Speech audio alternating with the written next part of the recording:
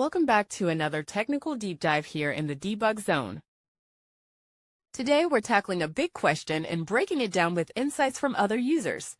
Hopefully this clears up some misconceptions and helps you get the answer you need.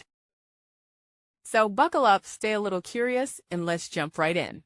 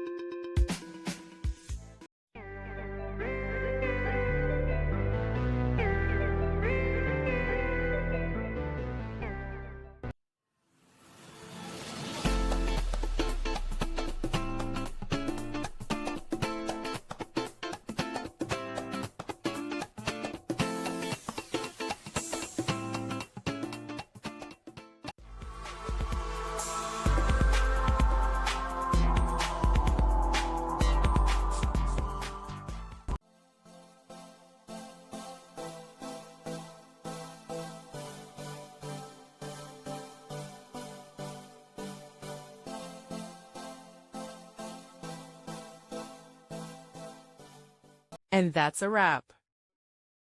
I hope you found the answer you were looking for. If you did, take a second to hit that subscribe button. It really helps out. And let me know in the comments which solution worked best for you. See you next time in the debug zone.